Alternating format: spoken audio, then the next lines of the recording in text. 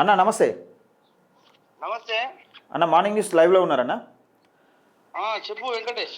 అయితే ఎస్సీ వర్గీకరణకు మొట్టమొదటిసారిగా తీన్మార్ అన్న టీం తెలంగాణ రాష్ట్రంలో వర్గీకరణకు అనుకూలంగా స్పందించి మద్దతు తెలిపిన ఏకైక టీం కరీంనగర్ జిల్లా టీం, ముందుగా మీ టీము అనేది మద్దతు తెలపడం జరిగింది. దీనిపైన మీ అభిప్రాయం ఏ విధంగా వ్యక్తం చేస్తారు?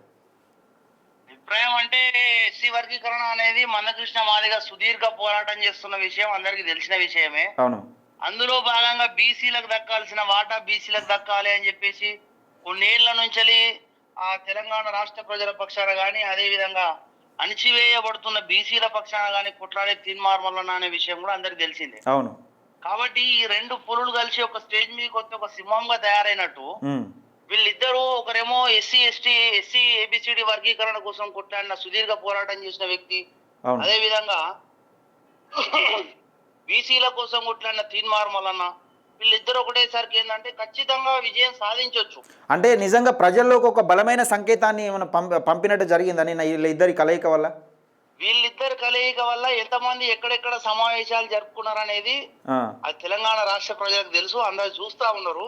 సరే, ఎవరు ఏ సమావేశం జరిగినా కూడా ఏం చేయలేరు. ఎందుకంటే ఇప్పుడు ఎస్సీ ఎస్టీ బీసీ మైనార్టీలు ఒకటైనప్పుడు ఎవరు ఆపడానికి ఉండదు అక్కడ. కాబట్టి 95% వీళ్ళంతా ఉన్నారు కాబట్టి 5% ఉన్న వాళ్ళు ఏం చేయలేరు. కాబట్టి ఈ ఏబిసిడి వర్గీకరణ కోసం కూడా సుదీర్ఘ పోరాటం చేస్తుంది కాబట్టి మా అధినేత అయినటువంటి తీన్మార్ మల్లన్న గారు ఆ ఏబిసిడి వర్గీకరణకు సపోర్ట్ చేశారు. కాబట్టి అదే విధంగా మా అధినేతకు సంబంధించిన ఉద్యమం ఏదైతే ఉందో, బీసీ ముఖ్యమంత్రి, బీసీ సీఎం కావాలి, ఆ బీసీలకు దక్కాల్సిన వాటా దక్కాలి, మేమెంతో మాకంత చెందాలి అనే ఉద్దేశంతో కొట్లాడుతున్న తీన్మార్ మల్లన్న కూడా బీసీల ఉద్యమాన్ని కూడా మరి మందకృష్ణ మాదిగ గారు సపోర్ట్ చేయడానికి ముందుకు వచ్చారు. కాబట్టి కరీంనగర్ జిల్లా నుంచి కూడా తీన్మార్ మల్లన్న టీం మొత్తము అక్కడికి పోయి నిన్న ప్రకటించడం జరిగింది. బీసీ ఉద్యమానికి కానీ, అదే విధంగా మందకృష్ణ మాదిగ చేస్తున్నటువంటి ఏబిసిడి వర్గీకరణకు కానీ మేము ఖచ్చితంగా మద్దతిస్తాను మాత్రం ఖచ్చితంగా చెప్తా ఉన్నాం. అంటే ఇదే అంశం పైన మీరు తీన్మార్ మల్లన్న గారి బర్త్డే సందర్భంగా ఒక రోజు ముందుగానే జన్మదిన శుభాకాంక్షలు తెలిపినట్టుగా నిన్న కొన్ని ఫోటోలు వచ్చినాయి మరి సోషల్ మీడియాలో.